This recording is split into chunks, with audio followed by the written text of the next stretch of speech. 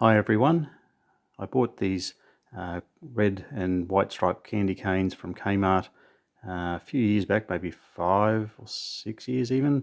On clearance, probably got them for $1 each or something like that.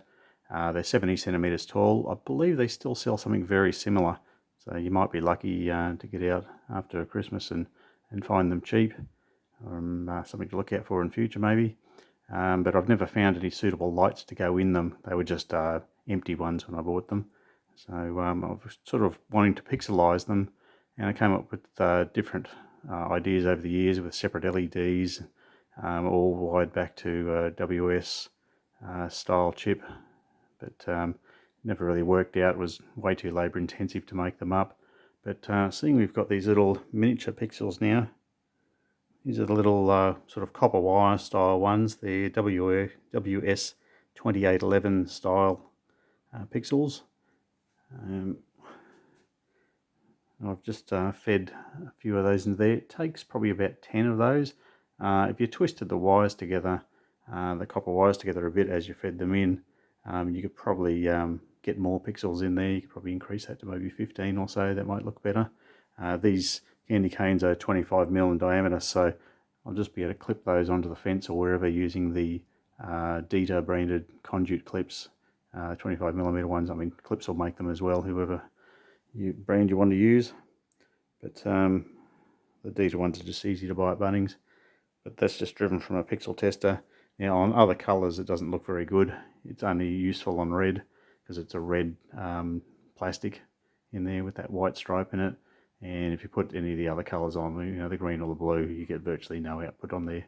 Actually, surprising a reasonable amount on green, but the blue just kills it totally.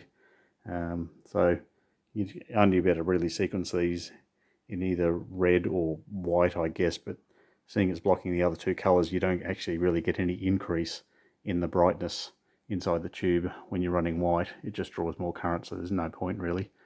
So anyway, so it's about 10 pixels each, so I'd probably run the data in at the bottom.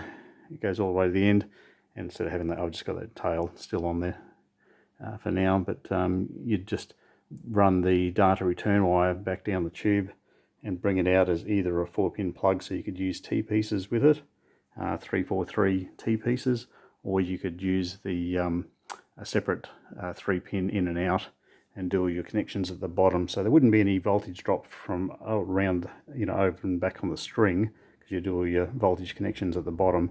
So it'd only be in any whatever voltage drop in the cabling going to the cane and away from the cane, not within the cane itself. So but yeah, it just shows you there's quite handy little pixels. They were about I want to say $10 or $11 Australian a set of 50. So they're approximately 10 centimeter spacing. So they were from AliExpress, and little pixel tester, I've just driven that. Got that driving those for now, just as a test source. It's very handy. So, and they're 5 volt. So it's something you could easily make up or put into whatever other sort of props you want. I've got some larger props which are like giant versions of those candy canes in my display. They're 1.6 meters, I think. So in theory that should take you know, a lot more LEDs, so might be able to scrunch them up as well to get a fairly high brightness type prop.